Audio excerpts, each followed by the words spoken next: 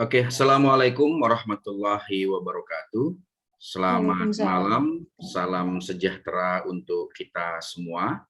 Selamat datang saya ucapkan kepada para sahabat, Bapak, Ibu yang telah berkenan dengan saya ya di acara Imam Ratrioso Zoom Discussion ya atau IRZD ya. Ini adalah kegiatan dengan tema yang saya sampai sudah tidak sempat hitung lagi, Bu Rosnani, karena sudah hampir 2 tahun ya. Syukur alhamdulillah bisa konsisten dan bisa mengundang para sahabat, Bapak Ibu untuk kita sama-sama berdiskusi, berbagi ilmu, berbagi pengetahuan ya. Malam hari ini kita punya tema yang insya Allah menarik dan bisa menambah wawasan dan perspektif kita tentang dunia pendidikan, yaitu sekolah ramah anak ya. Saya yakin semua yang hadir di sini, ada yang guru, ada yang kepala sekolah, ya, ada yang mahasiswa, ada yang juga orang tua, adalah para pejuang pendidikan, ya. Adalah para pemerhati yang memiliki kepedulian dan cinta yang besar kepada dunia pendidikan, khususnya kepada putra-putri kita, anak-anak kita, siswa-siswi kita. Ya. Kecintaan itu pula yang tidak henti-hentinya mengantarkan kita untuk selalu belajar, bertanya, berdiskusi kepada teman-teman, kepada kolega, ya, kepada siapapun yang itu bisa menambah pengetahuan kita tentang dunia pendidikan. Sekolah ramah anak yang akan kita bahas ini adalah secara sederhana adalah bagaimana sekolah ya itu bisa menjadi rumah kedua bagi siswa-siswi kita ya, bagi anak-anak kita. Menjadi sekolah, rumah yang nyaman, tempat yang nyaman di mana karena kenyamanannya semua potensi-potensi yang dimiliki oleh para siswa itu bisa keluar dengan sangat baik. Ya. Seorang siswa yang tadinya terlihat begitu kurang cerdas misalnya, masuk sekolah dan sekolahnya menerapkan konsep sekolah ramah anak, yang tadinya terlihat kurang cerdas menjadi cerdas. Yang tadinya terlihat malas bergabung dengan sekolah ramah anak menjadi rajin. Ya. Dan seterusnya dan seterusnya. Dari yang tadi negatif kemudian menjadi positif. Itulah kira-kira konsep sederhana daripada sekolah ramah anak. Nah, untuk itu telah hadir bersama kita dua narasumber kita yang sudah sangat ahli di dunia pendidikan, ya, terutama di dunia anak-anak. Ya. Beliau adalah Ibu Evi Novianti Karmusih. Ya. Selamat malam, Bu Evi. Selamat malam. Beliau adalah praktisi pendidikan pastinya dan juga seorang guru bahasa Inggris bidang kesiswaan ramah anak. Saat ini beliau menjadi guru di SMKN 1 Gunung Buruh, Sukabumi. Nah, ini jadi teman-teman dari Sukabumi juga banyak yang datang ini ya. Kita akan dengarkan bagaimana pengalaman beliau mendidik anak-anak ya, bahkan mencetak anak-anak, mencetak para siswa ya. Beliau itu sudah berhasil alumni SMKN 1 Gunung Buruh masuk ke kepolisian, masuk ke tentara, ya, kemudian dikirim ke luar negeri. Nanti kita akan mendengarkan pengalaman beliau ya, bagaimana beliau menerapkan rasa cinta kepada para siswa. Narasumber kedua kita adalah Ibu Rosnani Mengkodompit, ya, ini sahabat lama saya, ya, beliau praktisi pendidikan dan praktisi di bidang PAUD, ya. Pengalaman beliau pernah menjadi kepala sekolah di TK Al Iman, ya, dan sekarang Nurul Iman, ya, di Pondok Bambu, ya Bu ya, di Pondok Bambu, ya. Ini sama-sama nanti kita berdiskusi kepada beliau-beliau ya. Baik, sebagai pembuka Bu Evi dan Bu Rosnani ya, mungkin bisa diceritakan pengalaman Bu Evi sama Bu Rosnani, pengalaman bagaimana menerapkan sekolah ramah anak ya. bagaimana ibu sebagai guru dan praktisi pendidikan membuat sekolah atau paling tidak minimal guru kita sebagai guru itu membuat anak itu jadi senang ke sekolah, jadi gembira ke sekolah. Jadi begitu mendengar kata sekolah, begitu datang ke sekolah itu bawaannya senang, bawaannya tersenyum, bawaannya riang gembira, bukan murung ya. Itu kira-kira sebagai pertanyaan pembuka nih. Bu Evi, silakan Bu Evi. Ya. Assalamualaikum warahmatullahi wabarakatuh. Waalaikumsalam warahmatullahi wabarakatuh. Sampurasun. Punten. Sebelumnya terima kasih Pak Imam, Ibu Rosnani dan saudara-saudara semua. Saya pun masih tahap belajar, Bapak Ibu ya. Baik, saya akan background saya sedikit ya Bapak Ibu ya, saya cerita sedikit. Siap, silakan Ibu. Punten, saya masih pakai baju ini baru ini ada biasalah kalau ngajar kelas 3 kan sedang ujian praktek ya. Ujian praktek, lalu ya di lapangan beginilah guru-guru kadang jadwalnya segini, kita kan ada revisi untuk anak-anak, yang tahu anak-anak karakter anak kan gurunya ya, Ibu Bapak. Mungkin Ibu Bapak juga mengalami apa yang saya alami ya, seperti itu. Jadi saya untuk bicara dengan Pak Imam pada waktu yang lalu menceritakan mengenai ramah anak seperti itu. Saya sendiri karena untuk ramah anak ini kita kan sebagai guru modal utama adalah kasih sayang ya Ibu Bapak. Kalau nggak punya kasih sayang jangan jadi guru gitulah ya, gitu seperti itu. Knowledge-nya adalah nomor kedua gitu. Nah, kalau saya sederhana saja. Saya dari dulu tuh ngajar tuh honor ya, saya honor dulu tahun sebelum diangkat, saya tahun 2000, 2001. Nah, itu saya dengan anak itu nggak ada distance, artinya nggak ada distance adalah saya ke anak tuh selalu menghargai pendapat mereka gitu. Contoh kecil lah begini. Ketika di dalam kelas gitu, saya sampaikan materi perlahan kepada anak dan saya suruh anak tuh mengeksplor ilmu apa yang ada di kepala mereka. Wah, sok silahkan gitu ya. Apa aja. Nah, kita kan guru ya, semalam lebih pintar kalau guru dengan anak itu. Nah, kita tahu nih anak arahnya kemana nih gitu. Kita jangan patahkan gitu.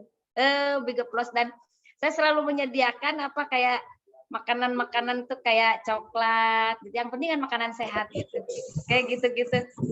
Jadi si anak tuh kayak kita itu kasih big hug gitu loh sama mereka. Kita nggak ada distance sama anak. Kemudian itu adalah misi kita kepada anak untuk anak-anak tuh supaya dekat gitu loh sama kita. Gitu. Satu itu, kemudian saya berbicara dari hati ke hati dengan siswa supaya kayak multi ya, komunikasi dengan anak multi arah gitu loh Bapak Ibu. Ya seperti itu.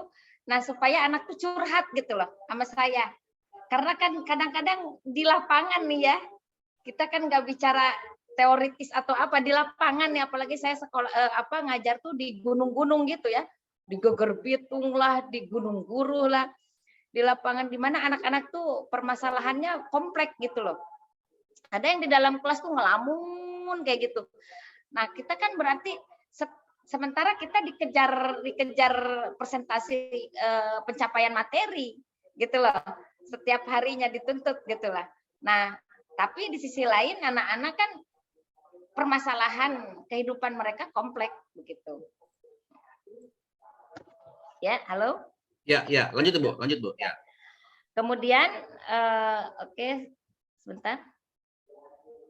Ya, ada suara saya, Pak? Ada, cuman gambar Ibu terganti dengan profil ya. Ibu buka videonya lagi, Bu, ya. Oh iya.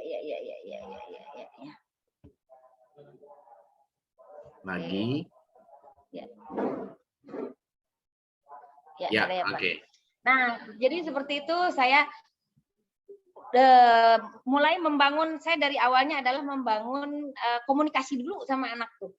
Gimana caranya mereka itu menganggap saya itu ibunya, ibu kandungnya dulu, gitu dulu. baru saya berbicara masalah materi gitu. Kalau materi saya jalankan saja sesuai dengan apa yang acuannya pemerintah. Cuman kan anak satu persatu yang saya tadi bilang masalahnya itu kompleks gitu. Dan saya satu persatu harus tahu ini anak lagi gimana, gundah gulana atau apa gitu.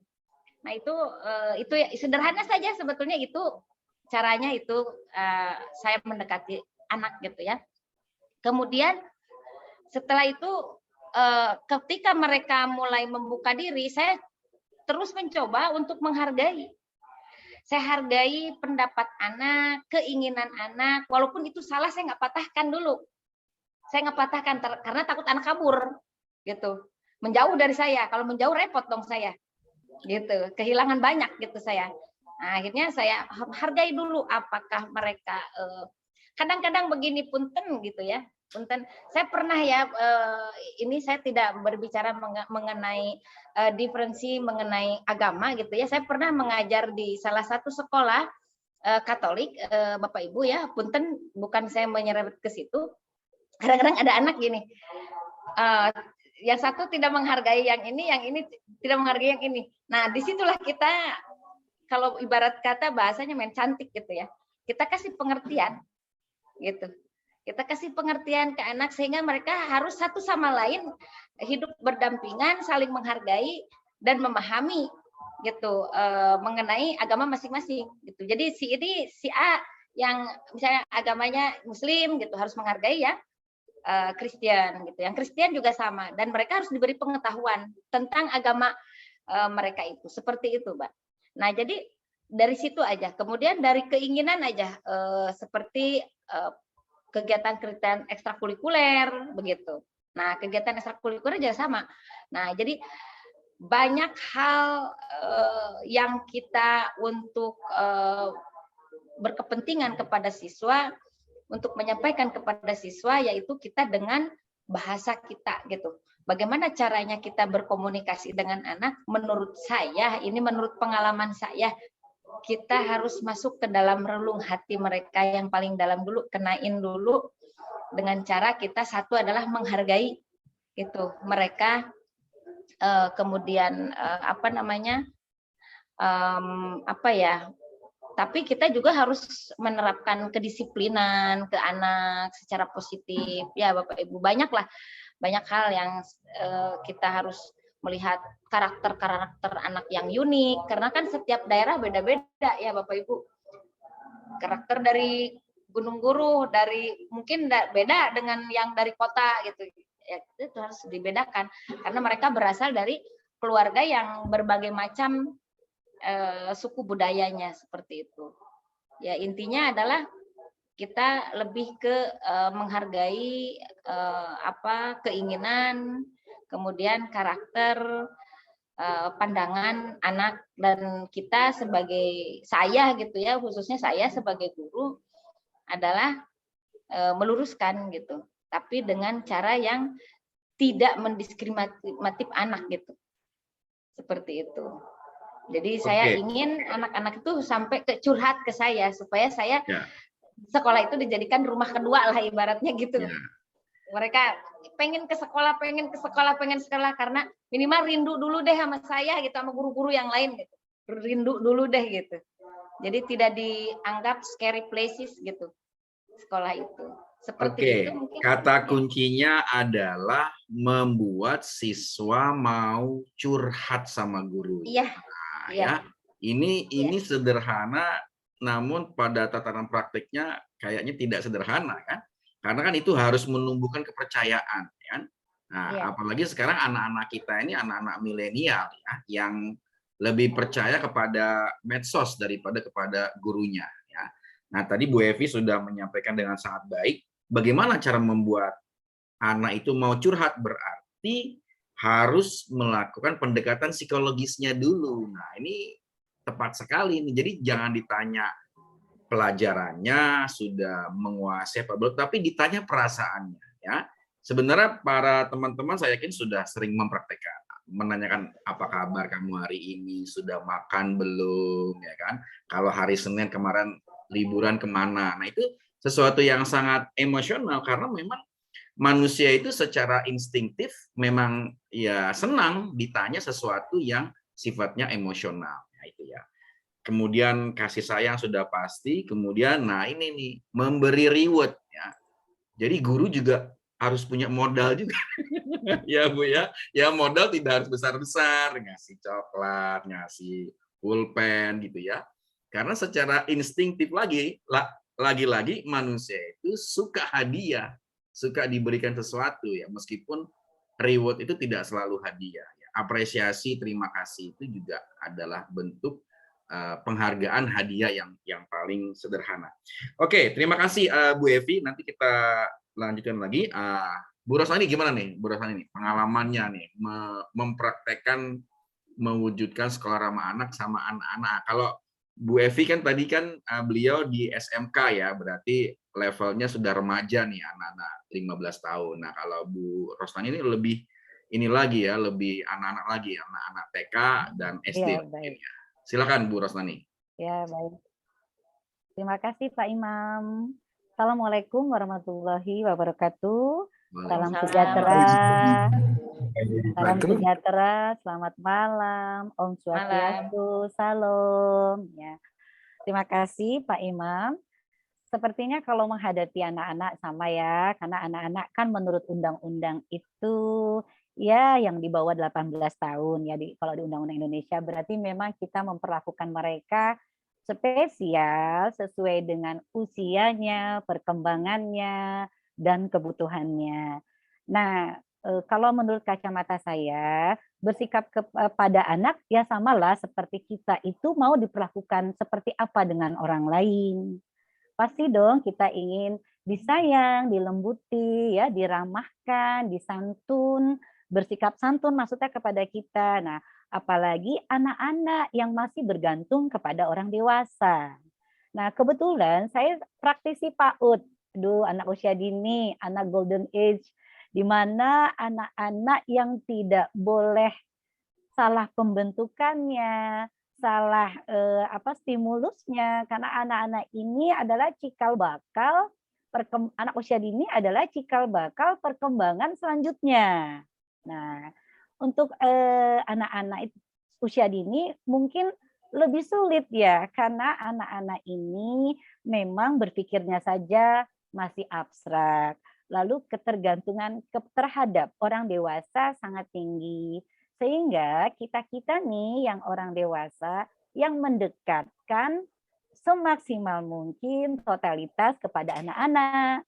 Sehingga anak-anak kita bisa tumbuh kembang sebaik-baiknya dengan optimal sesuai dengan perkembangan dia dan terpenuhi hak-hak dia sebagai anak. Pengalaman untuk anak usia dini luar biasa ya. Nah, anak usia dini ini yang dia tahu di kepalanya adalah kenyamanan di diri. Jadi dia memang menuntut semua orang di luar dirinya harus bersikap baik kepadanya. Beda kalau fase remaja atau fase dewasa, dia sudah tahu, sudah mengerti kompleksnya sifat-sifat atau perilaku orang lain. Tapi kalau anak usia dini memang yang dia inginkan adalah dia nyaman dan mendapat kenyamanan dari orang yang di luar dari dirinya. Kalau pengalaman di lapangan sebagai guru PAUD dan pernah memegang manajemen PAUD, wow luar biasa ya. Jadi apalagi saya berpengalamannya begini ya Bapak dan Ibu. Paginya saya ngajar anak TK, lalu sorenya saya ngajar ibu gurunya. Itu pendekatannya saja sudah istilahnya seperti langit dan bumi ya. Bagaimana saya harus berinteraksi paginya dengan anak TK-nya, lalu siangnya atau sorenya dengan ibu gurunya. Nah, memang berbeda sekali. Pertama, kalau kepada anak atau anak remaja atau orang dewasa, kita simple menanamkan apa-apa atau mengenalkan apa-apa simple. Karena orang dewasa itu pasti persepsinya sudah nyambung. Tapi kalau anak-anak tuh harus detil, harus jelas, tidak abstrak. Dan Bu Guru itu harus peka bagaimana menghadapi setiap anak yang berbeda cara menerima rangsangan cara menangkap pesan dari ibu guru.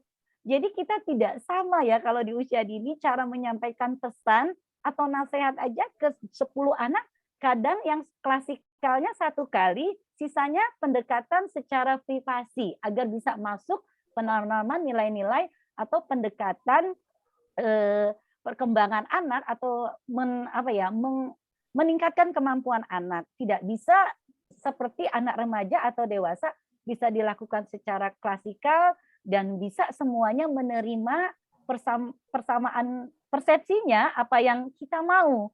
Kalau anak-anak ini antara yang satu dengan yang lain berbeda. Ini pengalamannya. Oleh karena itu, guru di usia dini ini harus menjadikan dirinya seperti anak. Dalam arti, ya jadi kita betul-betul jadi anak. Jadi anak untuk, oh berarti kalau aku jadi anak, aku harus mendengarkan dalam kondisi nyaman. Lalu orang-orang di luar aku harus memberikan kenyamanan aku. Jadi kita memposisikan apa yang dimaukan anak. Bukan anak harus mengerti maunya kita. Nah, simple itu, simple untuk teorinya, tetapi prakteknya tidak sesimpel itu. Ramah anak, ya harus ramah, karena kalau tidak ramah ya anaknya pasti lari. Guru itu kan orang tua kedua di sekolah, dan anak-anak itu taunya guru itu samalah sama mamanya, istilahnya malaikatku, penyayang, ramah, cantik, ngurusin aku, dan lain-lain sebagainya. Itu mindsetnya anak-anak terhadap seorang guru ya. Nah, guru yang profesional atau guru yang baik biasanya akan memprioritaskan kenyamanan psikologis anak dulu, bukan materinya dulu. Anak usia dini tidak bisa, sekolah itu tidak nyaman psikologisnya, hatinya, ya, welcome-nya terhadap guru dan terhadap sekolah itu tidak gampang.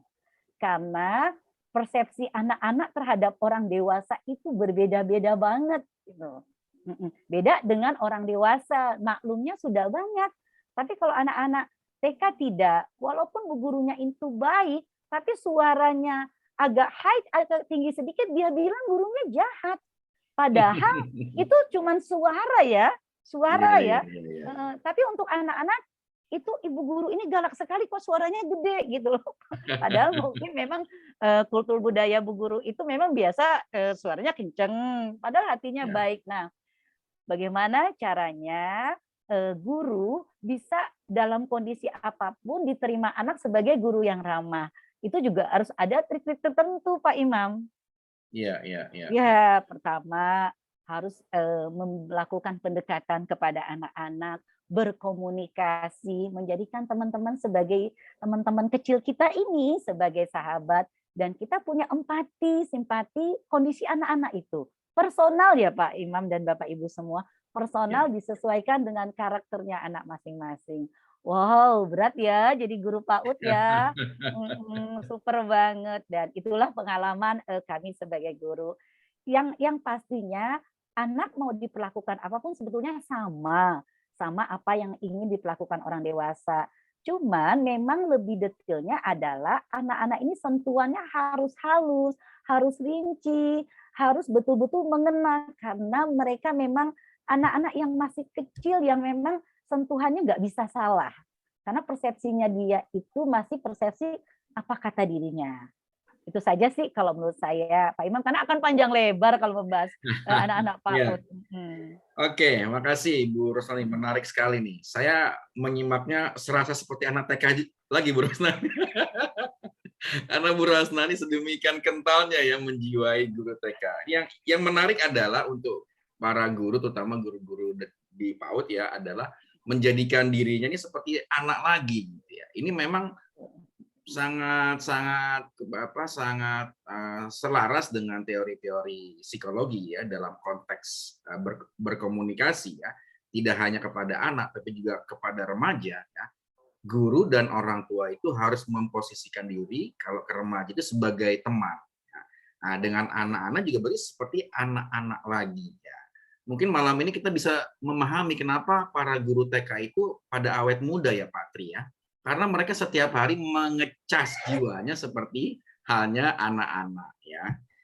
Oke, itu poin yang baik sekali kita dapatkan dari Bu Rosnani ya. Berikutnya ya Bu Evi sama Bu Rosnani, kan tema kita ini sekolah ya. Sekolah adalah sebuah entitas, sebuah lembaga, tidak hanya nilai, tidak hanya spirit, tapi di sana ada infrastruktur, ada bangunan ya, ada unit-unit, ada permainan, perpustakaan, laboratorium dan seterusnya gitu ya. Nah, kepada Bu Evi dan Bu Rosnani, apa yang idealnya harus dipersiapkan oleh sekolah ya sebagai sebuah institusi agar sekolah ramah anak ini betul-betul bisa terimplementasi dengan baik. Selain tadi yang di awal kita sudah sangat dalam membahas tentang kualitas para guru ya. Tadi kan kita membahas pendekatan para guru. Nah, untuk sekolahnya sendiri bagaimana nih ya, yang perlu disiapkannya? Bu Evi dulu mungkin. Ya, baik Pak Imam, terima kasih. Idealnya adalah kalau menurut saya ada papan nama gitu ya, ramah anak gitu, ada spanduk apalah gitu, supaya orang juga agak melirik seperti itu. Kemudian ruangan kelasnya itu nggak ngendap gitu loh, sirkulasi udaranya keluar masuk, ada sirkulasi. Kemudian pencahayaannya tuh terang gitu. Ya. Menurut saya terang, jadi anak kan agak nyaman, bukan agak nyaman dan sehat gitu, seperti itu. Kemudian adanya seperti gini ya, kalau di sekolah kan ada apa? Contoh dah, kayak ujung meja itu atau kursi yang ada paku-paku begitu loh, atau ujung meja itu ditumpulkan gitu, karena itu nggak ramah buat anak. Menurut saya nggak ramah. Takutnya kan anak, namanya anak kan. Walaupun Ibu Rustani, walaupun anaknya gede-gede itu suka elek gitu, suka bercanda gitu di dalam kelas. Kan nanti kalau karena pernah ada kejadian di salah satu sekolah waktu tahun berapa itu saya lupa ya. Itu anak kejeduk ke situ langsung meninggal, Bu. Mohon maaf gitu ya. Kejeduk ke ujung meja gitu. Saya jadi ingat ke situ. Jadi itu tajam, Bu. Itu tajam banget di kursi atau apa. Kemudian kayak gini, rambu-rambu bahaya kayak gempa gini kan sekarang suka gempanya agak sering ya, makanya anak tuh dikasih tahu gitu ya kalau ada kebakaran, apalagi di daerah saya kan Gunung Guru itu kan Pak suka tiba-tiba ada api itu dari atasnya, karena memang di situ kan nggak ada air juga, jadi si rumputnya itu kayak suka ada api tiba-tiba gitu ya. Idealnya adalah di situ dibuatkan buat rambu-rambu bahaya gitu, apalah gitu dituliskan gitu seperti itu. Kemudian WC dalam keadaan bersih ya, minimal maksimalnya itu seminggu sekali dicek gitu sama guru-guru atau wali kelas gitu ya, untuk membersihkan WC, melibatkan penjaga sekolah seperti itu, karena licin takut ini juga anak itu mencelakakan. Kemudian seperti saya juga mendapatkan tanaman berduri ya Bapak Ibu. Itu kan bahaya juga. Kadang anak gede ya gede badannya. Cuman kan kalau ada yang sesuatu yang menarik perhatiannya padahal itu berbahaya, dimainin aja. Yang cucuk-cucuk berduri-duri begitu. Menurut saya ya diamankan saja atau dibuang aja lah. Jangan ada di sekolah gitu maksud saya. Tanaman yang berbahaya atau berduri. Kemudian UKS juga kan kalau upacara itu banyak sekali anak yang belum sarapan atau apa, kita kan nggak bisa satu persatu juga anak suruh makan atau kita suapin atau apa. Nah jadi kita antisipasi UKS itu lengkap, ada kayu putih, medis-medisnya lengkap lah, sesuai standar sekolah lah untuk itu. Kemudian apalagi sekarang lagi pandemi ya Bapak Ibu, wastafel gitu ya di sekolah itu juga jangan yang itu apa yang dari aluminium itu kan tajam-tajam. Setiap sudut tuh, setiap kelas, depan kelas tuh ada wastafel kan, itu idealnya ada wastafel buat cuci tangan anak-anak seperti itu. Nah itu juga harus make sure ada. Kemudian tadi rambu bencana kantin gitu ya, kayak kantin kan makanannya pedes-pedes tuh Pak. Banyak anak yang gara-gara makan keripik pedas atau apalah gitu ya, cilok apa itu pedes gitu ya, sehingga jadi annoying ya kepada kesehatan mereka gitu. Nah itu juga kita harus perhatikan juga, dilihat apakah makanannya sehat atau tidak. Kemudian apa namanya ya, di kelas itu kita melibatkan untuk anak-anak kayak wali kelas itu kan, saya wali kelas juga ya Pak di kelas 10. Nah, jadi penataan anak, misalnya kalau kelas TKJ kayak gambar-gambar, terus suka ada gambar-gambar komputer kayak gitu. Nah, itu penataannya juga bisa dilibatkan gitu loh anak gitu, maksud saya. Jadi kita lebih menghargai, yuk kita ini, ibu mau bikin ini, ibu mau ini, ibu aku punya ini, aku punya ini gitu. Nah, seperti itu. Jadi dibuat menyenangkan sesuai keinginan anak gitu, maunya gimana gitu, ruangannya, jadi ruangan yang nyaman gitu, seperti itu Pak. Jadi intinya adalah sarana prasarana yang tidak mencelakai anak dan sehat ya, sirkulasi yang dalam kelas dan sehat dan menyenangkan gitu. Menurut saya itu aja. Gitu. Oke, terima kasih menurut Bu saya Evi. gitu. Ya, ternyata sekolah setelah kita dengarkan penjelasan Bu Evi ini tidak sederhana juga ya, karena sekolah ternyata menjadi sebuah lingkungan, menjadi sebuah kultur yang di sana harus disiapkan rambu bahayanya, harus belajar geologi gitu ya, terutama teman-teman yang di daerah rawan bencana seperti Sukabumi ya. Kemudian tadi termasuk siswa perlu diajarkan lingkungan di dalam sekolah, termasuk mengenali tanaman-tanaman berduri yang berpotensi bahaya ya Bu ya. Itu sepertinya perlu ada waktu tersendiri untuk bisa mengenali itu. Kemudian UKS ya, kantin ya. Baik, oke, sebelum saya ke Bu Rosnani, buat para sahabat Bapak Ibu yang ingin mengajukan pertanyaan sudah kita langsung buka saja ya. Bisa langsung buka videonya dan di unmute ya, ataupun dengan WA ya, dengan chat ya, nanti saya bacakan pertanyaannya. Baik, sebelum ke Pak Fikri, mungkin ke Bu Rosnani dulu, silakan Bu Rosnani, bagaimana nih tentang sekolah ya, apa yang harus disiapkan sekolah untuk mengimplementasikan sekolah ramah anak? Baik, terima kasih Pak Imam.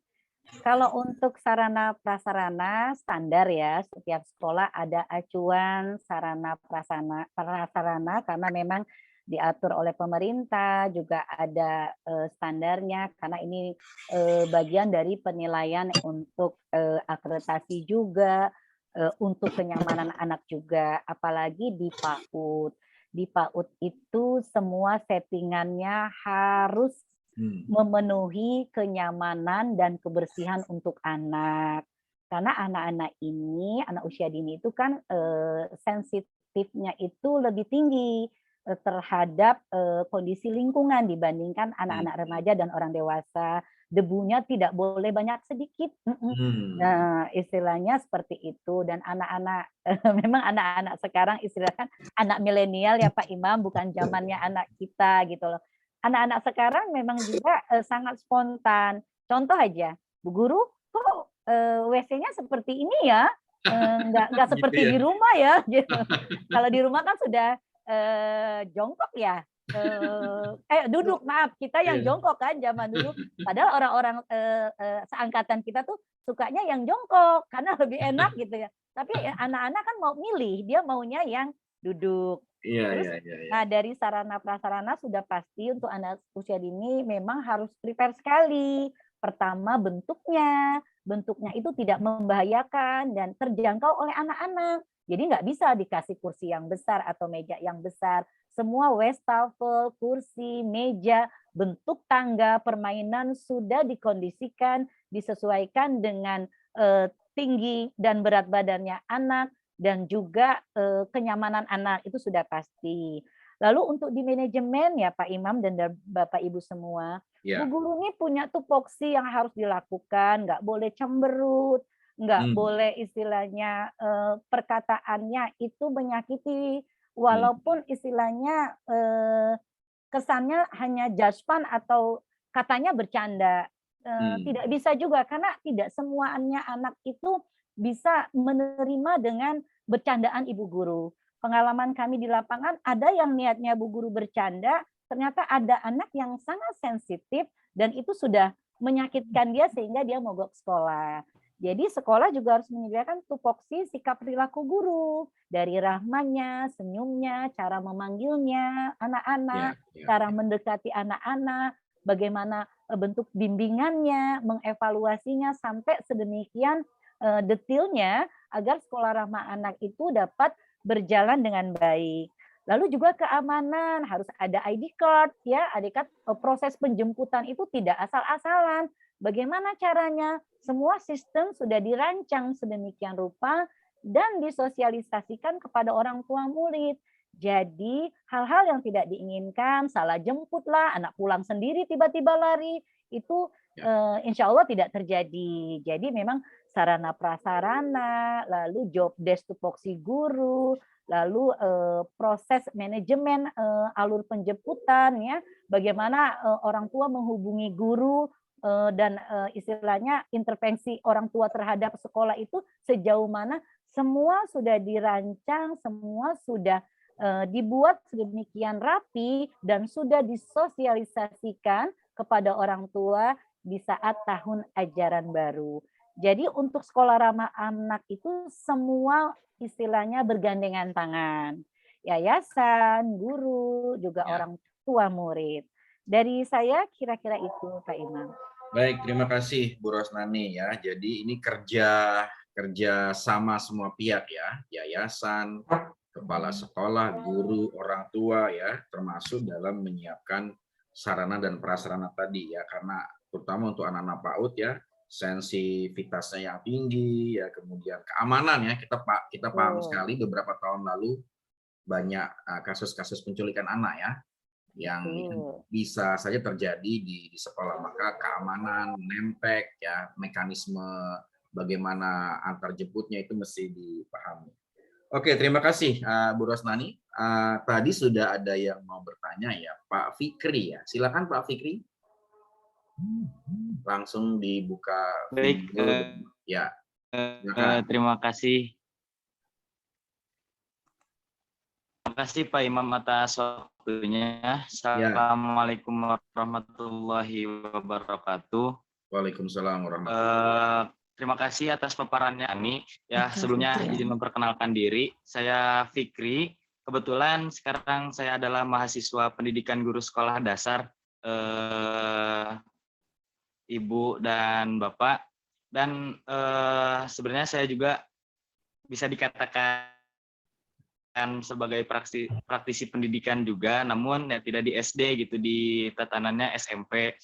Nah, saya ingin menanyakan hal yang berkaitan dengan kesulitan belajar kepada anak SD. Karena kan kalau misalnya tadi Ibu Evi menerangkan dengan SMK kan itu usia yang sudah bisa dikatakan remaja dan dewasa. Sedangkan Bu Rosnani tadi kan PAUD, pendidikan anak usia dini. Nah di SD ini kan ada kelas rendah dan ada kelas atas gitu ya Ibu. Jadi bisa dikatakan masa transisi juga.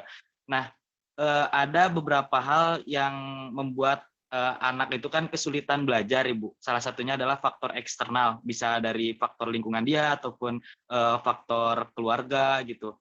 Nah, bagaimana caranya guru gitu untuk membuat treatment apa yang bisa digunakan oleh guru, khususnya guru SD gitu, agar mengembalikan lagi gitu prestasi belajar dari anak tersebut gitu.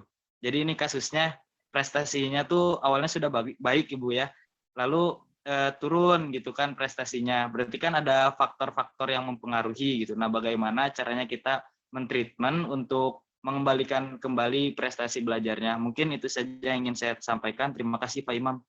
Oke, terima kasih Pak Fikri. Bu Evi mungkin bisa menjawab. Jadi faktor kesulitan belajar ya dengan kasus terjadi penurunan prestasi ya dari siswa di SD ya. Silakan Bu Evi. Tadi mintanya Ibu Rosnani karena Bu Rosnani oh iya. Ya, mintanya Ibu Rosnani karena Ibu. Oke, enggak apa-apa. Oke, Bu Rosnani silakan Bu Rosnani. Nanti gantian Bu Evi juga menambahkan ya. Oke. Ya. Mangga. Baik, terima kasih Mas Fikri untuk pertanyaannya. Memang nih Mas Fikri, Bu Ros juga punya pengalaman. Kadang-kadang anak TK prestasinya bagus, ketika di SD terus dia curhat. Bu Guru, aku maunya ke TK lagi, boleh nggak? Kayaknya enakan di TK gitu. Kenapa? Pokoknya enak di TK aja. Ada memang anak-anak seperti itu ya, seperti mengajinya atau semangatnya menurun dibandingkan dia di TK ketika dia masuk SD. Nah itulah anak-anak. begini Mas Fikri, memang pertama kali guru-guru SD apalagi yang kelas awal, mindset kita adalah anak nyaman dulu, bukan target materi harus sesuai dengan yang dituntut sekolah. Karena pertama itu targetnya anak nyaman dulu di sekolah, welcome dengan ibu gurunya, bapak gurunya. Jadi mindset guru-guru untuk kelas SD, kelas awal atau kelas rendah, mindset pertama yang ditanamkan ketika di proses belajar mengajar di sekolah adalah anak-anak didikku nyaman dengan aku dan welcome dengan sekolah. Bukannya target dulu, target ini KKM-nya harus tercapai ini. Bukan itu seperti itu. Karena anak-anak kelas rendah ini masih peralihan dari usia PAUD ke kanak-kanak gitu ya. Jadi mindset seorang guru kelas rendah harus seperti itu. Lalu di tahun ajaran baru atau di awal-awal semester atau di awal-awal pembelajaran, guru itu harus observasi. Memang tidak terlihat alamiah saja. Lihat karakter anak-anak ini seperti apa dan itu di note sendiri, dikasih catatan. Kalau murid kita 20, kita lihat mana sih yang gaya anak ini auditori.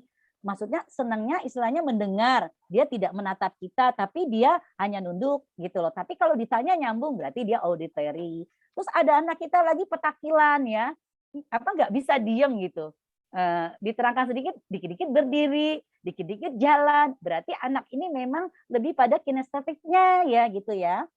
Terus ada anak kita baru ngomong separuh gitu, terus dia udah jawab dan ngoceh terus atau berbicara terus ya, berarti memang dia dominannya di verbalnya ya.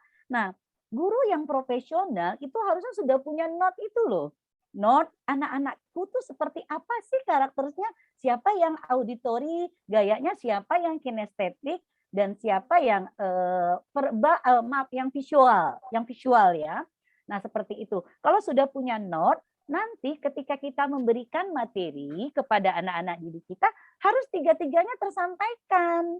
Jadi semuanya dapat haknya, dapat kesukaannya. Makanya guru-guru tuh harus pinter semuanya. Guru itu jangan sampai kalah sama entertainer. Guru itu harus pinter nyanyi. Nggak bisa ya kita belajar. Nggak suka nyanyi, punya musik nggak? Alat musik nggak? Suling mungkin, pianika mungkin, gitar mungkin, bawa ke sekolah kalau bisa untuk menarik anak-anak. Itu seperti itu. Bu Ros, saya nggak bisa nyanyi, saya nggak bisa alat musik. Mungkin punya bakat dongeng, kenapa enggak dengan dongeng untuk menarik anak-anak. Jadi memang kita sebagai guru tuh harus kreatif banget, apalagi guru kelas awal.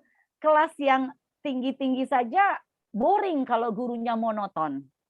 Saya pernah dapat film YouTube seorang guru seni musik itu keren banget karena dia itu mengajar itu selalu bawa gitar. Ada juga guru matematika yang mengajar itu bawa gitar. Jadi sebelum anak-anak dikasih materi bernyanyi dulu.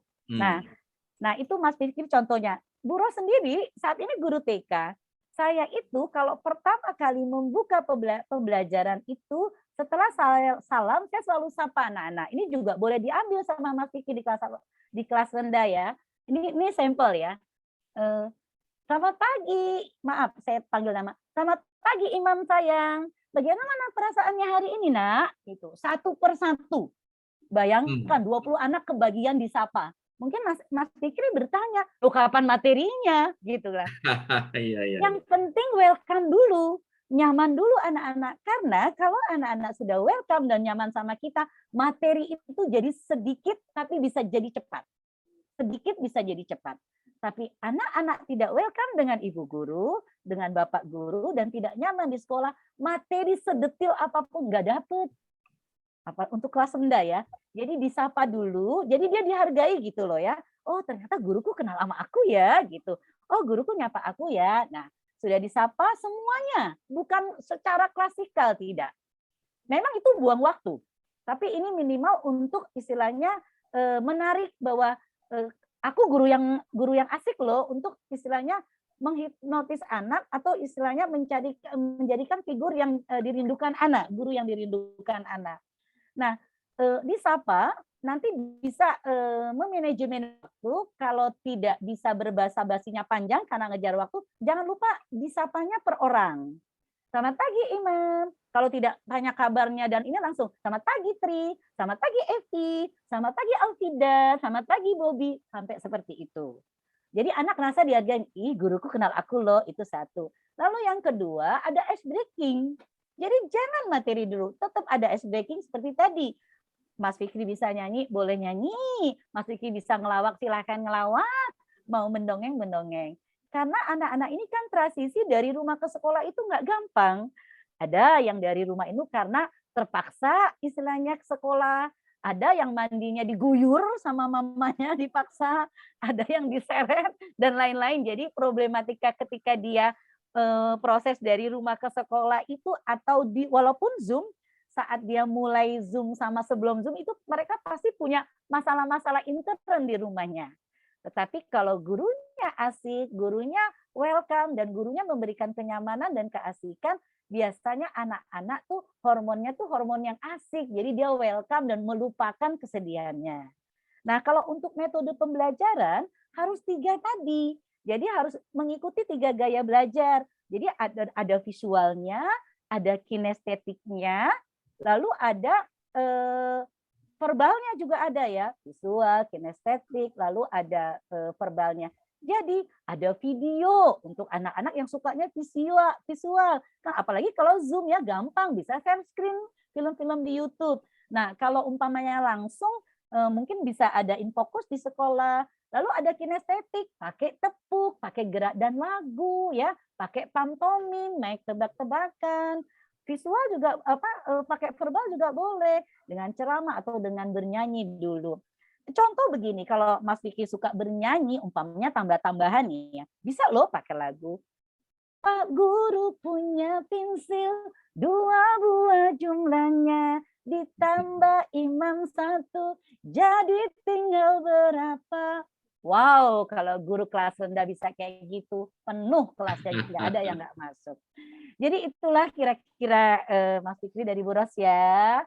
Jadi guru istilahnya pertama mengobservasi keadaan anak, lihat kondisi anak kita seperti apa, karakteristiknya, lalu kita data, lalu kita berikan materi sesuai dengan kebutuhan anak-anak kita dan nyampe semua. Itu kira-kira Mas Fikri, semoga bisa diterima. Oke, terima kasih Bu Rosnani ya. Jadi kata kuncinya Mas Fikri adalah guru harus mengobservasi ya. Kalau ada anak tiba-tiba nggak semangat belajarnya, terjadi penurunan prestasi, itu kan hanya akibat saja, hanya dampak. Nah, sebabnya ini yang perlu dicari. Mengapa terjadi demotivasi? Tadi faktor eksternal segala macam. Nah, jadi secara singkat mungkin seorang guru itu juga harus menjadi seorang psikolog buat siswa-siswanya ya. Baik, Bu Evi mungkin mau menambahkan pengalaman Bu Evi. Pasti banyak nih merubah kondisi siswa nih. Silakan Bu Evi. Ya, sedikit saja sih kalau saya melihat anak tuh kadang agak boring ya tapi tergantung daripada materi juga. Jadi kita bisa adakan proses pembelajaran di luar kelas gitu contohnya, atau di teras gitu ya, di teras kelas gitu, di halaman gitu, di tempat-tempat yang memang menyenangkan gitu ya, memang memungkinkan untuk melakukan proses teaching learning-nya di luar kelas gitu. Itu kalau anak udah mulai boring seperti itu Ibu. Biasanya saya lakukan seperti itu, jadi anak mulai ya agak nggak boring lah gitu. Oke. Kalau anak udah kelihatan boring. Memodifikasi ya Bu ya, memodifikasi tempat belajar ya. Apalagi kalau Sukabumi dibawa belajarnya ke Jakarta Bu. Wah, senang ya. Anak nggak mau pulang Pak Bu kalau dibawa ke Jakarta. Oke, ini ada pertanyaan dari Ibu Dwi di kolom chat ya. Assalamualaikum, mohon izin bertanya. Nah, bagaimana cara mentreatment anak yang selalu tidak menyukai saudaranya karena saudaranya tersebut tidak menyukai saudara karena saudara tersebut yang selalu membuat si anak dikatakan kamu itu harus diet biar langsing kayak mbak ini mbak itu, Padahal anak tersebut nyaman dengan kondisinya, dengan postur tubuh yang seperti itu. Tetapi tidak dilihat prestasinya ketika di sekolah. Si anak senang menulis dan sudah memiliki 4 buku, walaupun masih walaupun masih pentigraf. Si anak tersebut ketika saudara datang menemui sebentar bersalaman lalu masuk kamar, dan ini selalu berulang. Setiap ditanya, enggak lah, malas ketemu mereka, selalu begitu. Nah, ini mungkin Bu Evi atau Bu Rosnani bisa mengomentari, memberikan jawaban atas perilaku anak yang seperti ini. Silakan Bu Rosnani dulu. Baik, terima kasih Pak Imam, terima kasih Bu Dwi yang pertanyaan yang sudah bertanya ya. Ini sepertinya anak yang badannya besar ya, jadi yang istilahnya menggoda itu saudaranya sendiri, gitu ya Pak Imam ya? Iya. Nah, ini istilahnya memang walaupun kata-kata itu sebetulnya sudah bully loh, verbal ini ya, sehingga dia tidak nyaman, padahal saudara sendiri ya, bagaimana orang lain. Nah, ini memang keluarga, ayah dan bunda, maksudnya orang tua itu memang harus bisa menanamkan arti kasih sayang kepada saudara dan juga bagaimana sih menyampaikan hal-hal yang membangun untuk saudaranya sendiri. Sehingga anak ini tidak ngerasa disakiti walaupun dengan verbal ya. Kalau ayah dan bundanya bisa mencontohkan, yang ditegur itu bukannya dia dibandingkan ya, tapi dia itu untuk kesehatan. Coba bentuk tegurannya membangun. Ini contohnya umpamanya Ros, kamu tuh hebat deh, pinter nulis, prestasinya banyak. Ros, biar kamu lebih energik dan berkaryanya lebih semangat, tidak terganggu istilahnya kenyamanan atau kesehatannya lebih baik, badanmu coba dikecilkan lagi biar lebih nyaman, biar lebih energik. Jadi bukan dibilang gendut dan dibandingkan. Semua orang bukan saudara kita sendiri kalau dibandingkan itu dalam rasanya ya. Jadi menghadapi apalagi anak-anak tuh tidak dibandingkan dari usia anak TK sampai dewasa, kalau bisa menegur itu tidak membandingkan. Lalu yang ditegur itu juga bukan orangnya ya istilahnya, tapi hal-hal yang menjadi catatan. Nah, kalau berat badan berarti fokusnya ke berat badan. Nah, berat badannya ini bukan menjatuhkan istilahnya merendahkan dia, tapi untuk membangun pertama untuk menunjang prestasinya, biar lebih energik, biar semakin sehat kalau berat badannya ideal. Bukan karena kamu langsing dong, diet dong, biar kayak Mbak ini ya nggak bisa. Memang orang itu dibandingkan sakitnya minta ampun, sakitnya tuh di sini. Jadi cara kita menyampaikan ya pesan ke anak-anak atau menanamkan bagaimana cinta sama saudara itu, bahwa menanamkan kepada anak-anak itu harus berjiwa besar begini, bahwa setiap orang tuh punya kelebihan dan kekurangan. Jadi yang diingat bukan hanya kekurangannya, tapi yang digali atau yang diriwet juga kelebihannya. Itu kepada anak-anak kita agar menghargai orang lain. Nah, anak-anak yang mohon maaf punya kekurangan fisik itu kita kuatkan begini. Kamu tidak usah takut atau tidak usah minder, tidak usah marah ketika ada orang di luar dirimu yang mengupnya kekuranganmu, gemukmu. Kan kamu punya kelebihan. Jadi kita punya keyakinan kelebihan prestasi seperti menulis. Jadi orang tua itu mengajarkan kepada anaknya yaitu bagaimana melihat kelebihan orang lain, bukan hanya kekurangan orang lain.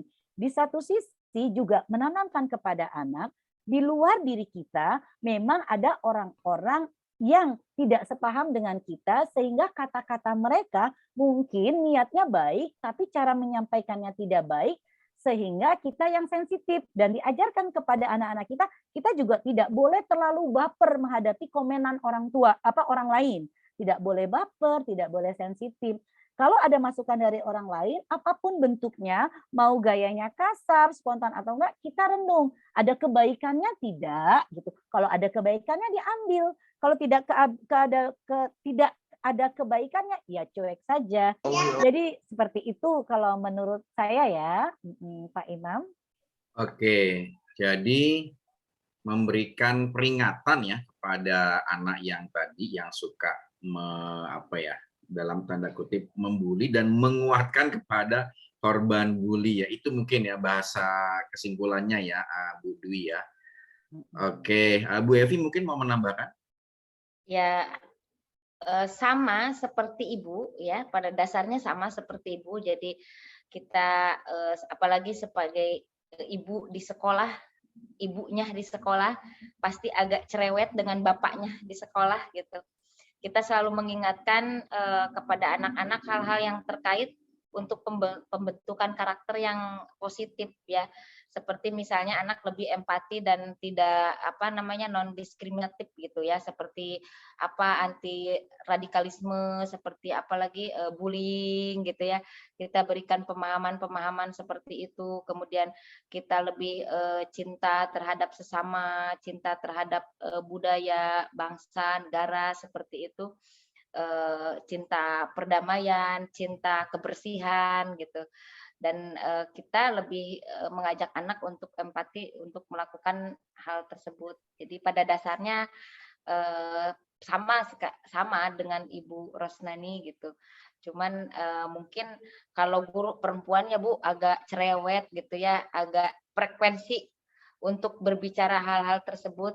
Apalagi di SMK gitu ya Bu ya, anaknya udah gede-gede gitu, bullying kadang-kadang frekuensinya agak sering dan menurut saya sangat menyakitkan sekali gitu ya. Si gendut.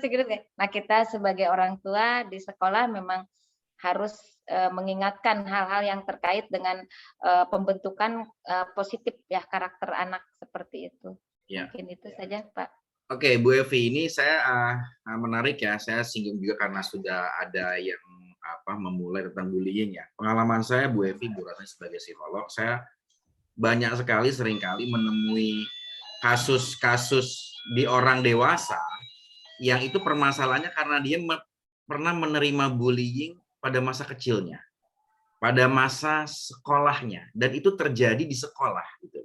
Jadi sekolah pada konteks-konteks tertentu justru menjadi trigger ya, lembaga yang memberikan luka batin kepada banyak orang ya. Nah, atas dasar inilah kemudian kalau saya tidak salah pelajari, konsep sekolah ramah anak ini muncul ya untuk menghilangkan budaya-budaya bullying itu. Nah, ini saya pengen komentar dari Bu Rosna dan Bu Evi, bagaimana ya secara implementatif sekolah ini betul-betul bisa membangun budaya respect ya dan menzerokan, menihilkan bullying di antara sesama siswa itu ya. Bu Rosnanya dulu mungkin. Baik, terima kasih Pak Imam. Baik, sebelum menerapkan untuk anak didik, pertama dari gurunya dulu ya. Guru itu harus terbiasa berbahasa sopan dan santun, tata bahasanya bagus, terus ekspresi mukanya juga istilahnya ramah, tidak menakutkan. Jadi guru-guru PAUD ini atau guru-guru kelas SD lah, jangan sampai datang ke sekolah itu masih membawa beban permasalahan. Karena tidak dapat feel-nya untuk anak-anak. Ya, jadi apalagi ibu-ibu nih, ibu-ibu tuh kan permasalahannya kompleks banget. Kadang-kadang saya masih lihat nih di lapangan kok dilihatnya nggak enak gitu kalau datang ke sekolah masih istilahnya cemberut, gedebak-gedebuk dan lain-lain sebagainya. Bagaimana bisa welcome dengan anak-anak? Karena pembawaan ibu guru ini saja masih belum istilahnya belum ramah terlihat secara ekspresi muka dan tata bahasa Bu Guru. Hati-hati ini untuk guru pertama seperti itu. Nah, lalu sekolah juga istilahnya seperti tadi saya katakan punya peraturan dan evaluasi detail terhadap perilaku guru. Nah, jadi dari Kepseknya, umpamanya bagian HRD-nya ya, bagian kepegawaian atau wakil kepala sekolah, semuanya itu mengontrol perilaku guru. Nah, kalau sudah mengontrol kan berarti kan habitnya kita tuh sebagai istilahnya orang sekolah tuh memang sudah tertata dengan baik. Sudah istilahnya sudah tahu apa yang harus dilakukan kepada anak-anak didik kita. Nah, memang Pak Imam yang terjadi masalah bullying itu pertama dari sekolah dan dari rumah itu memang anak-anak tidak dikenalkan namanya plus minus kehidupan dan problem solving kehidupan. Jadi anak-anak kadang-kadang dapat informasi itu hanya separuh. Kalau anak-anaknya nggak kuat, dia baper. Dan itu menjadi luka yang sangat panjang.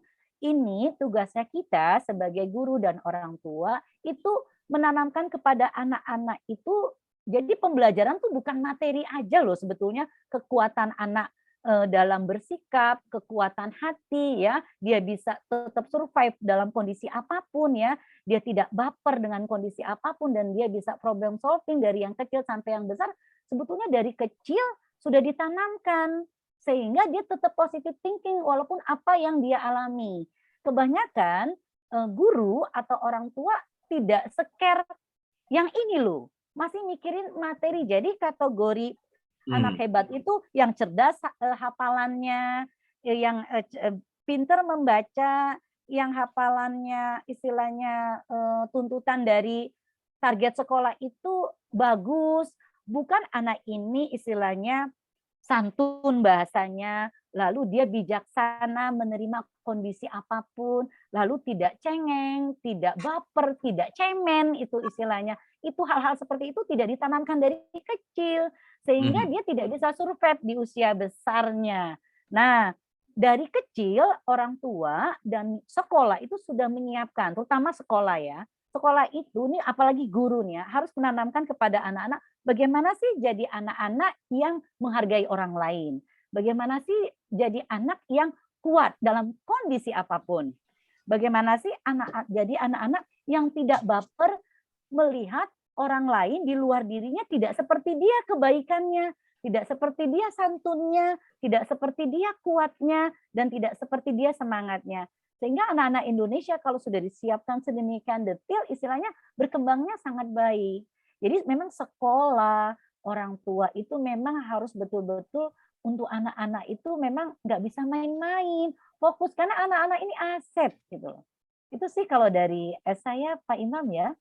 Oke, jadi untuk anak-anak tidak boleh main-main dan mengutamakan sikap ya Bu ya daripada materi pembelajaran, materi pelajaran. Nah ini sebenarnya persoalan klasik tapi tetap harus diutamakan karena itu memang menjadi kuncinya ya. Sikap, karakter, akhlak ya kalau bahasa agamanya. Baik, Bu Evi ada tambahan tentang bagaimana membangun budaya respect dan menghindari budaya bullying di sekolah ini, Bu Evi? Kalau saya, mohon maaf, saya agak menambahkan sedikit. Saya selalu mengajak anak untuk berkomunikasi setiap harinya, begitu, dan membiarkan mereka untuk bercerita apapun itu, gitu, yang apapun yang mereka rasakan dan mereka alami, biarkan mereka berbicara. Itu adalah salah satu kita untuk mengetahui anak itu ada di bawah tekanan atau sedang ada bully atau seperti itu. Dan utamanya memang tadi betul kata Ibu bilang tadi bahwa kita sebagai guru harus memberikan contoh dengan cara bersikap yang baik ya Ibu, kemudian berbicara dengan santun seperti itu, karena itu adalah salah satu kita kepada anak didik supaya mereka tidak adanya bully di sekolah untuk menghindari itu, karena yang tadi saya bilang anak-anak itu kan harus tahapannya bercerita setiap hari kepada guru seperti itu, setiap harinya bercerita apapun, begitu Ibu Bapak. Oke, membangun komunikasi dan dilatih untuk bercerita ya Bu Evi ya. Baik, oke. Sebelum kita lanjutkan, saya mengingatkan kepada para sahabat Bapak Ibu yang ingin mendapatkan e-sertifikat ya, silakan diklik yang sudah saya chat ya, silakan diklik dan diisi datanya, insya Allah nanti akan kita kirimkan e-sertifikatnya ya. Oke, selanjutnya Bu Rosnani dan Bu Evi ada pertanyaan yang dari Bu Dinar ini ya, ini sifatnya teknis sebenarnya nih ya. Nih. Bagaimana implementasi sekolah ramah anak terkait hak anak dalam proses KBM? Lebih spesifik lagi dalam hal pembaharuan dengan penyajian LK lembar kerja di PAUD. karena merubah hal ini tidak mudah dan sebetulnya hal ini bertentangan dengan hati nurani, di mana menurut pendapat saya dengan LK hak anak dalam mengembangkan kompetensi dasar anak itu baik bahasa, imajinasi, eksplorasi dan pengembangan daya fantasinya menjadi terbatas. Nah, ini mungkin Bu Rosnani nih mungkin nih yang lebih spesifik dengan LK nih. Silakan Bu Rosnani. Baik, terima kasih pertanyaannya Ibu Dinar ya. Bu Dinar ya. Bu Dinar, ini Bu Ros ini sebetulnya penentang kebanyakan ngasih LK ke anak. Saya sangat gitu. menentang ini. Karena LK apalagi kalau saat pandemi seperti ini Zoom, itu LK itu yang ngerjain mamahnya loh atau mbaknya. Iya, saya sebetulnya penentang adanya lembar kerja. Tetapi walaupun sedikit tetaplah ada. Yang penting jangan overload, jangan kebanyakan. Saya sendiri selaku praktisi PAUD lebih senang ketika anak-anak yang kita gali adalah kompetensi kognitifnya, lalu berbahasanya, rasa percaya dirinya, juga kinestetiknya ya. Karena anak-anak lebih suka itu daripada banyak LK. Karena kembali lagi, LK itu kalau saat Zoom ini yang mengerjakan bukan anak-anak. Hampir 50% bukan anak-anak. Jadi begini, saya waktu tahun lalu mulai pandemi ada Zoom. Terus anak-anak TK dikasih LK. Tapi ini kan karena kebijakan ya, kasih LK. Terus lucu sekali ketika hasilnya dikumpulkan, masa iya sih anak TK bikin rumah itu ada Vespa-nya, ada mobil balapnya. Dan bagus banget gitu loh. Tapi kalau mobilnya itu bentuknya nggak berbentuk ya wajar. Terus anak bercerita, kita appreciate gitu ya. Tapi kok ini Vespa-nya cakep banget. Wah ini mamanya yang bikin kan. Atau papanya yang bikin. Tapi tetap sih kita tidak menyindir atau tidak menjatuhkan anak. Cuman akhirnya dievaluasi, oh betul LK ini ternyata tidak membangun banyak kemandirian anak. Ya. Nah, yang bagus adalah bentuknya life skill, Ibu. Ibu, Bapak Guru PAUD, kalau ngasih tugas ke anak-anak itu bagusnya life skill. Contohnya gini, tugasnya ya, kalau tugasnya di rumah. Anak-anak, tugas besok adalah Bu Guru minta video anak-anak membantu Ibu menaruh piring di wastafel cuci piring. Oke, gitu seperti itu. Itu life skill. Atau anak-anak, Bu Guru ingin lihat foto anak-anak atau video anak-anak sedang menyapu halaman. Walaupun cuman sebentar, halamannya saja atau terasnya saja. Itu untuk anak-anak bisa jadi life skill. Bu Guru mau lihat filmnya anak-anak makan sendiri, rapi, tidak disuapin sama Mbak. Itu seperti itu. Bu Guru mau lihat film anak-anak sikat gigi. Jadi bukannya LK, kalau LK yang bikin bukan dia, tapi life skill. Bagaimana anak itu juga ada tahapannya ya ibu-ibu, dilihat usianya, usia TKA apa TKB. Dari pertama anak buka pakai sepatu sendiri, minta fotonya atau videonya. Lalu anak pakai baju sendiri, makan dengan rapi, tidak disuapin. Itu hal-hal seperti itu malah membangun karakter anak dan life skill. Seperti itu. Lalu anak-anak di saat pembelajaran dibiasakan ibu guru itu melakukan tanya jawab yang merefleksikan pertanyaannya kembali ke anak-anak sehingga anak-anak PAUD itu bisa berpikir kritis. Contohnya ini tadi juga saya habis Zoom bercerita tentang, ini contoh ya Bunda, gajah dan jerapah. Saya share screen film YouTube tentang gajah dan jerapah. Habis itu saya bertanya kepada anak-anak, teman-teman apa yang dilihat film tadi? Bukan saya menjelaskan, tadi filmnya tentang gajah tidak, tapi saya refleksi kepada anak-anak. Tadi filmnya cerita tentang apa ya? Gajah Bu Guru, badannya gede banget ya, kok suaranya bisa gitu? Nah, jadi anak-anak kan kritis, lalu anak-anak dapat wawasan, dapat pengetahuan dari pertanyaan dan pengalaman dia sendiri sebetulnya. Kita sedikit menjelaskan. Anak-anak mendapat jawaban pertanyaan dari pengalaman mereka sendiri. Lalu kita rangsang lagi, teman-teman, kalau Bu Guru mau tanya, jerapah itu beranak atau bertelur ya? Beranak Bu Guru. Kalau bebek bertelur atau beranak ya? Bertelur. Bu Guru boleh tanya enggak? Ini anak TK loh. artinya berkembang biak apa sih? Tuh dia tuh belum pernah dengar tuh arti berkembang biak. Tapi sengaja saya pancing biar dia tuh kognitifnya bagus dan dia kritis. Kembang biak, anaknya banyak Bu Guru. Ya, gitu. Ya betul, biar punya anak banyak. Terus akhirnya kita jelaskan dengan bahasa ilmiah sesuai bahasa anak. Biar dia punya anak dan tidak punah, tidak hilang. Kalau kambing tidak beranak nanti kambingnya habis. Makanya dia berkembang biak. Jadi ada kambing-kambing lagi. Kalau kambing yang tua sudah mati. Ternyata bentuk pembelajaran yang menggali potensi anak, life skill, cara berpikir anak berpikir kritis itu lebih bagus untuk perkembangan jiwa anak dibandingkan kebanyakan LK atau lembar kerja. Itu seperti itu. Oke, jadi LK itu bagaimana, Bros? Kita sikapi sebagai ini saja, sebagai tugas saja ya, sebagai kewajiban saja ya, formalitas gitu ya. Jadi tugas, tapi tidak boleh kebanyakan. Kebanyakan Ibu Guru 1 minggu nih Pak Imam bisa 3 kali LK-nya. Jadi LK pertama mewarnai, LK Senin mewarnai, hari Rabu menebalkan huruf. Lalu hari Jumatnya menempel LK terus.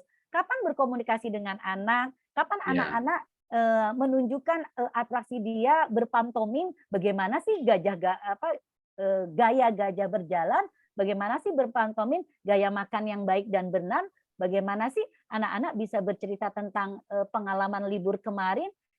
Itu kadang-kadang kurang disentuh oleh guru-guru PAUD, Pak Imam. Padahal di usia dini itu jauh lebih penting. Life skill sejak dini, rasa percaya diri, melatih anak bercerita, kelancaran dia berbicara, berbahasa, dan dia berani berpikir kritis. Itu loh Pak Imam.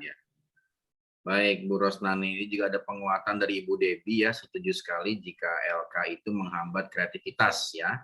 Jika terlalu sering diberikan, namun tantangannya adalah para orang tua ini agak menuntut karena mereka ingin melihat hasil gitu ya, ingin melihat bentuk konkret dari belajar siswa ya, apalagi di masa pandemi ini ya. Oke. Itu udah ada jawaban.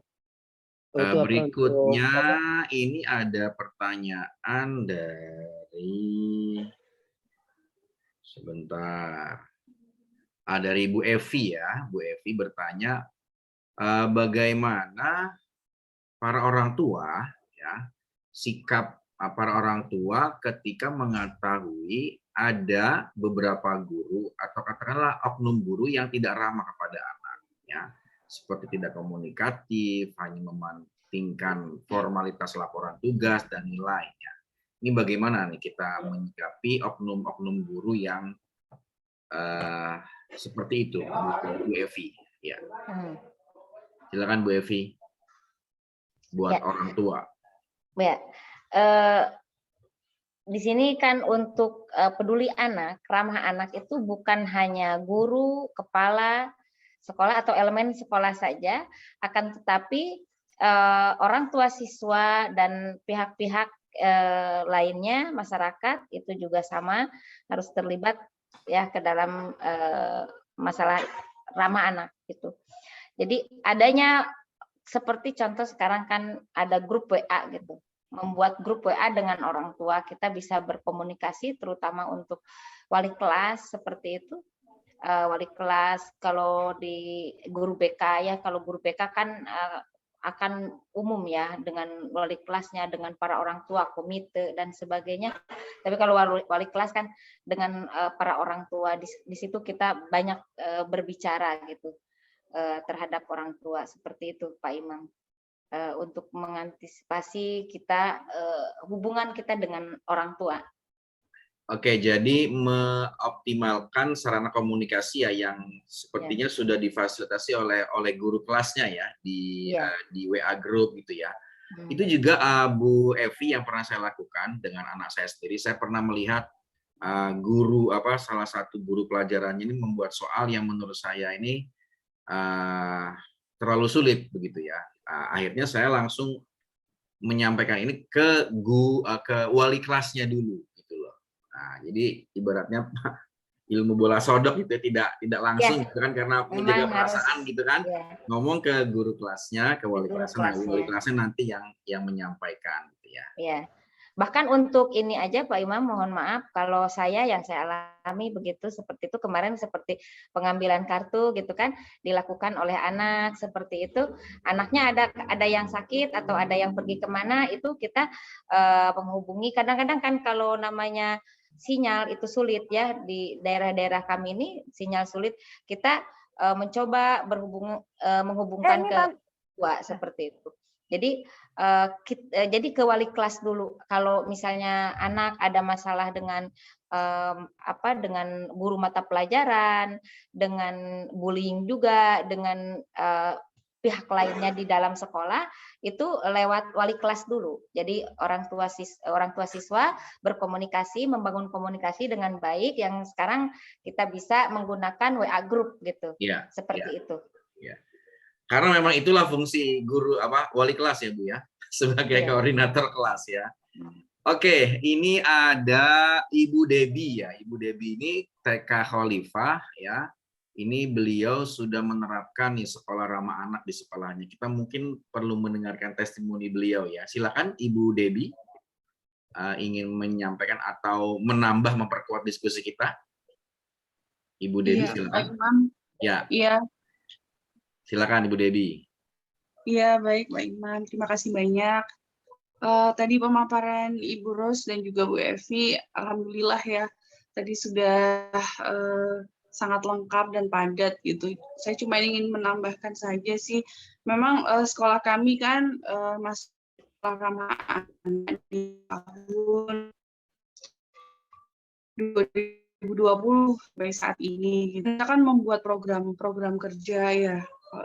Benar seperti yang dikatakan tadi, ada plan yang komit sebagai sekolah ramah anak, kemudian juga kita ada program sekolah ramah anak. Nah, di dalam program itu kan menyangkut di situ kebijakan sekolah seperti apa, tadi adanya bullying, tadi anti kekerasan, kemudian menciptakan suasana penghijauan, kesehatan, kebersihan, kenyamanan, keamanan, dan sebagainya.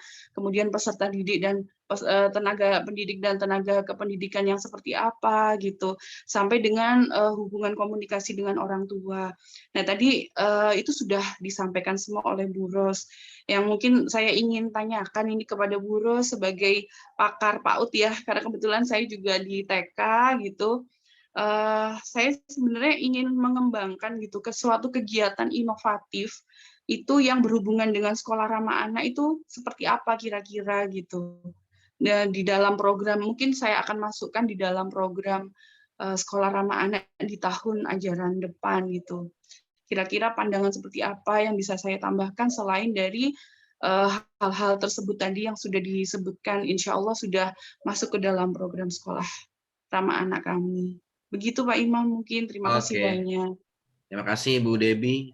Kegiatan inovatif ya, Bu Rosnani. Iya. Ya, silakan Bu Rosnani. Baik, terima kasih Ibu Debbie untuk pertanyaannya, luar biasa ya. Bu Debbie, kegiatannya rencananya ini mau online apa offline? Untuk contoh yang online apa yang offline? Kalau untuk sekarang ini kepengennya dalam bentuk online dan offline gitu. Jadi kita menyiapkan untuk plan A dan plan B gitu, Bu Ros gitu. Untuk tahun ajaran depan, dalam setiap perencanaan kegiatan itu kita punya kegiatan plan offline dan juga plan online gitu. Karena kan kita tidak tahu ya pandemi ini seperti apa ke depannya gitu. Kita sih berharap kita bisa memberikan yang terbaik baik online ataupun offline. Begitu Bu Ros. Baik, macam-macam ya kegiatan untuk anak-anak, bisa kegiatan umpamanya dengan pentas seni atau festival ya. Kalau pentas seni kan orientasinya hanya seni saja. Itu juga bisa festival sekolah. Jadi kegiatannya misalnya anak-anak ada lomba bersama ayah bundanya. Gitu loh. Jadi melibatkan ayah bunda. Bisa offline, bisa online ya. Ini lomba ini ya. Offline bisa. Jadi festival sekolah. lalu kegiatan namanya charity event ya.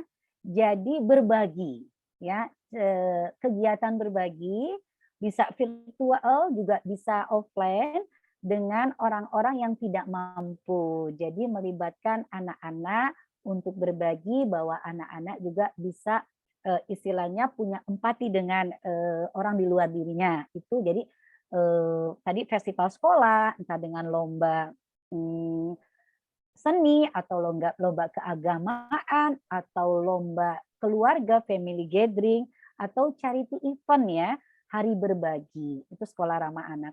Nah, lalu anak-anak juga bisa secara bergantian kegiatan istilahnya bagaimana anak-anak puncak tema ya istilahnya, mengekspresikan diri dengan hasil karyanya. Mengekspresikan diri dengan hasil karyanya ini bisa dengan puncak tema. Apakah anak membuat mainan?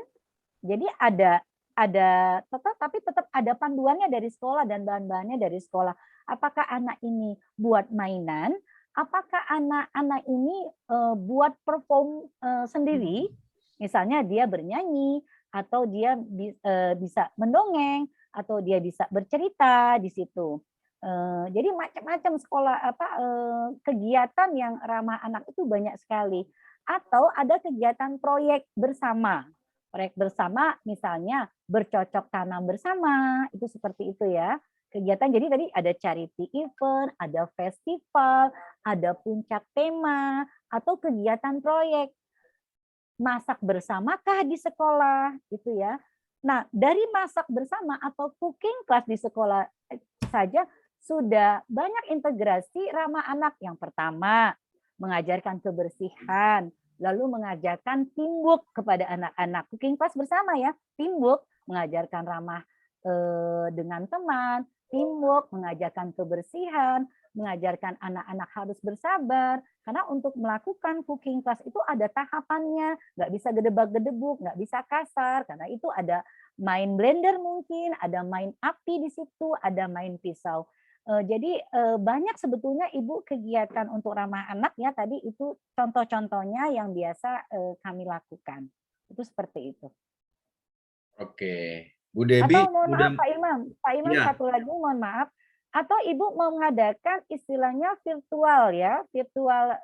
Jadi jalan-jalan virtual. Kalau bisa jalan-jalan ke tempat-tempat yang bisa dikunjungi, atau kita memanggil contoh-contoh pemadam kebakaran di sekolah, ya itu bisa bekerja sama dengan tim pemadam kebakaran, bisa dibawakan pemadam kebakaran bagaimana kita menjaga keamanan di sekolah dan keamanan di rumah. Kalau tidak bisa secara offline, itu bisa dilakukan secara virtual. Itu bisa bekerja sama dengan tim pemadam kebakaran atau tempat-tempat rekreasi yang mengadakan kegiatan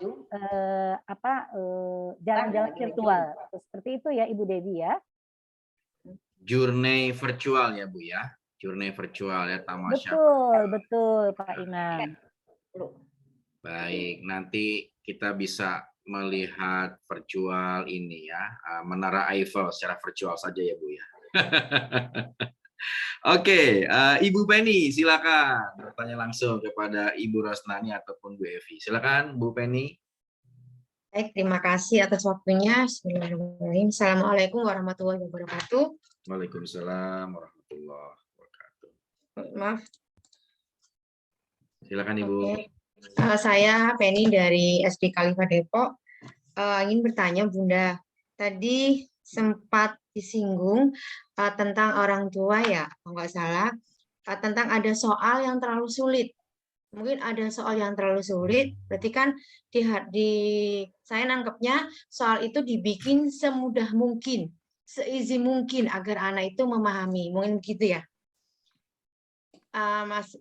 Saya gini yang saya tanyakan, jika kita kalau di lingkup sekolah sendiri, kompetisinya kan antara anak dengan anak sekelas ya. Untuk kita membahas masalah soal ya Bunda, jika kita buat soal semudah mungkin agar anak bisa mengisi dengan benar dan mendapatkan 100, itu kalau saya berpikirnya kompetisinya antar mereka. Tapi pada saat nanti mereka keluar, misalnya kita membawa mereka ke kompetisi di luar, misalnya berlomba dengan sekolah lain, ada lomba-lomba kan banyak ya Bunda ya sekarang ya. Kita hanya hanya anak bisa, tidak memberikan hal-hal yang sulit. Saya khawatirnya untuk berkompetisi itu kurang bisa mengikuti. Begitu sih Bunda. Kira-kira itu bagaimana Bun? Maksud saya kita bisa memberikan dengan soal yang susah, tapi anak itu menguasai, tapi tetap memperhatikan dengan kebutuhan si anak. Artinya kita tidak memaksa atau memforce anak itu untuk lebih berat lagi dalam menghadapi belajar di kelas.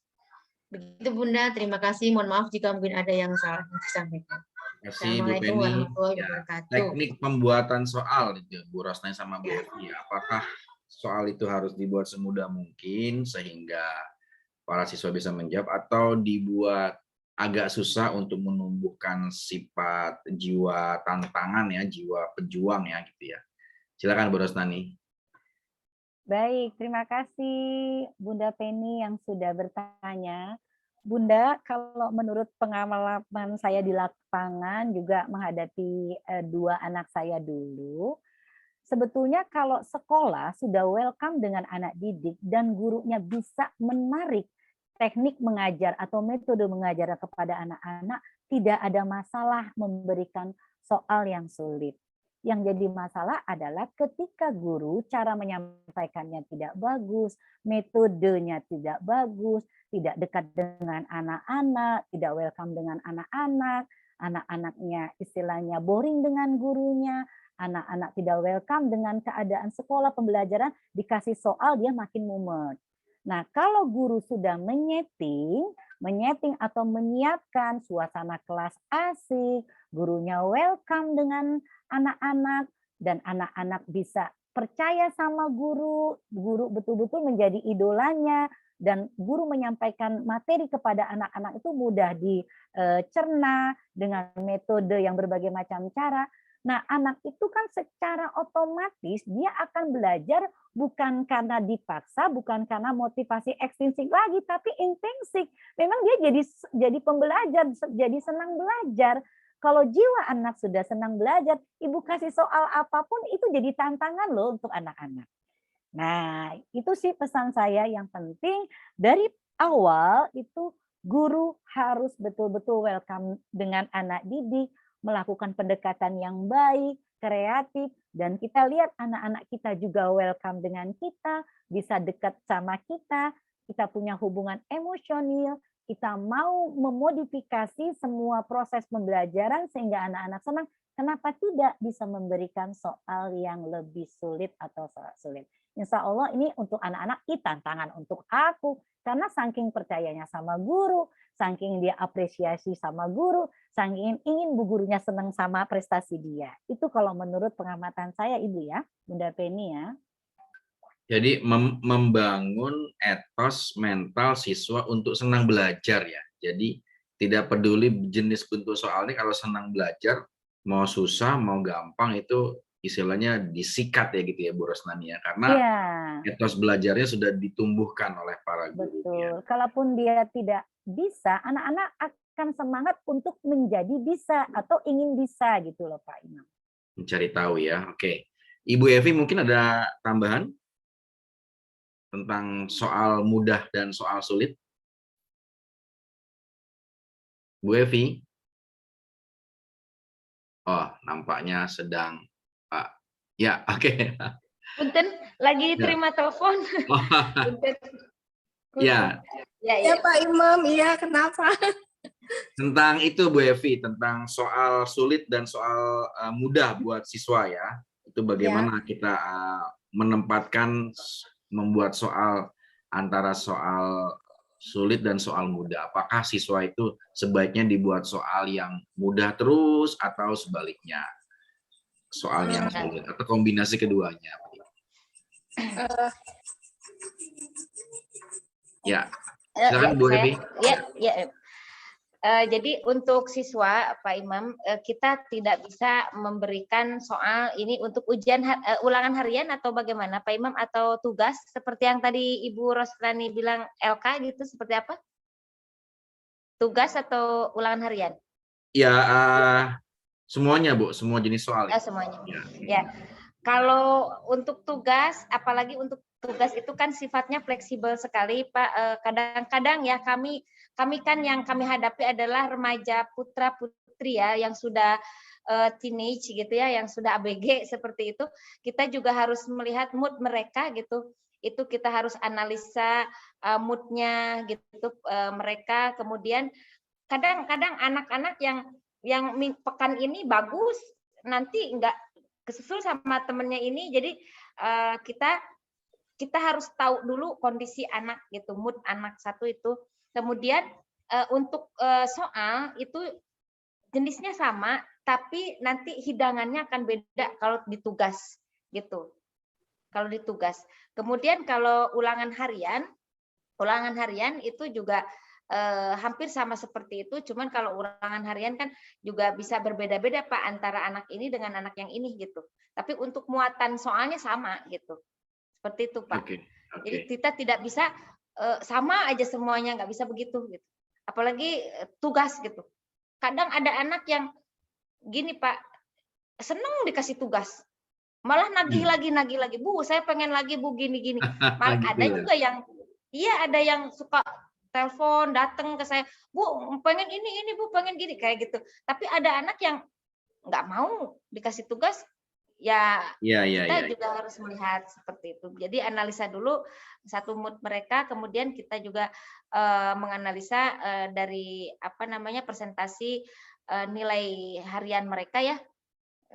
Di setiap akhir pekan kita lihat perkembangan mereka gitu, baru kita akan memberikan tugas sesuai dengan kapasitas atau kemampuan anak itu sendiri. Dan tidak lupa kita juga harus berkomunikasi dengan wali kelas begitu. Kita kan di sini posisinya sebagai guru mata pelajaran ya Pak ya. Iya, Kita wali kelas, BK-nya seperti ini. Bagaimana kalau anak ini dikasih segini kok kayaknya saya ragu deh. Soalnya anaknya kok gini terus gitu, hasilnya begini. Ini ada apa ya gitu. Kadang-kadang begitu, Pak. Seperti Jadi itu. kuncinya tetap di mapping lagi ya Bu Evi ya, mengenali dengan baik karakter dari masing-masing siswa ya. Boleh jadi soal-soalnya itu ya yang mendekati dengan kondisi psikologis dari para siswa ya.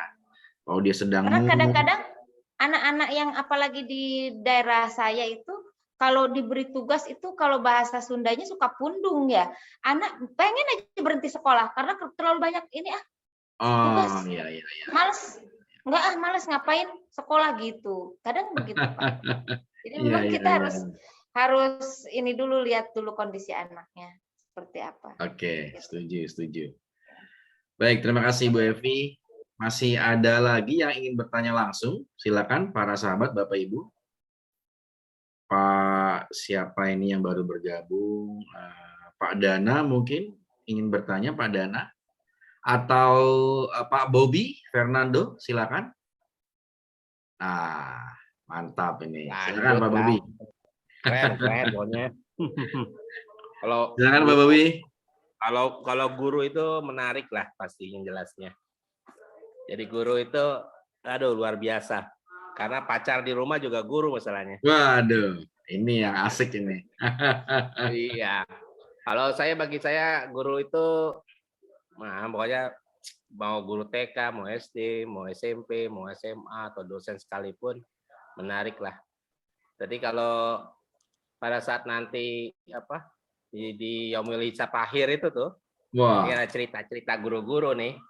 Lagi saat baris-baris gitu kan, guru-guru pada baris. Malaikat nanya, siapa yang sudah sertifikasi? Nah, ditanya. Tunjuk tuh semuanya. Ya, yang udah sertifikasi di belakang dulu ya. Yang belum sertifikasi silakan masuk surga duluan. Nah, sampai seperti itu gitu tuh. Jadi guru itu luar biasa ya. Itu Mas Imam. Kebenaran saya juga aktif di selain di Basas Tanggap Bencana, saya juga aktif di jaringan sekolah Islam terpadu Indonesia. Yesit ya. Iya. Baru selesai Munas yang kelima, baru saya kemudian dipilih kembali, dilantik lagi.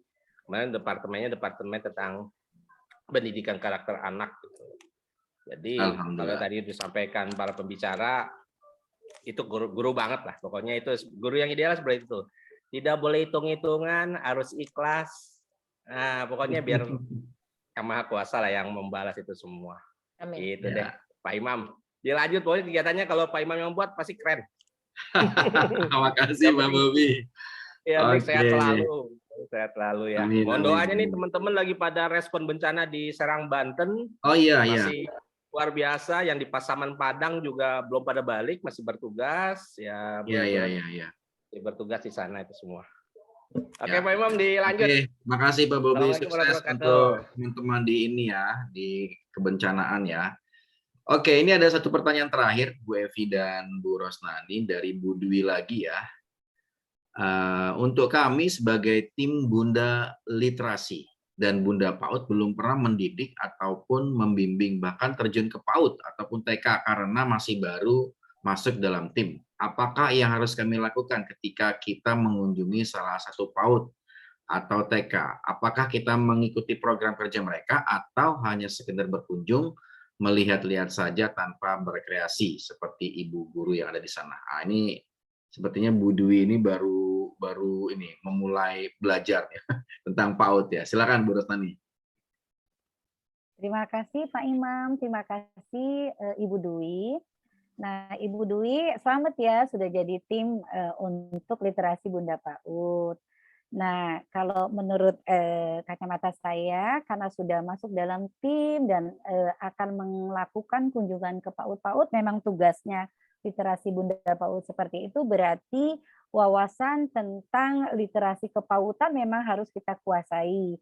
Karena sebetulnya tugasnya kita malah membina, gitu, membina sekolah-sekolah ya Bunda ya.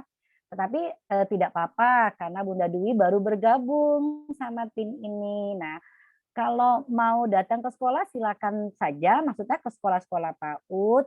Berarti Ibu bikin jadwal. Yang pertama adalah mengobservasi dulu.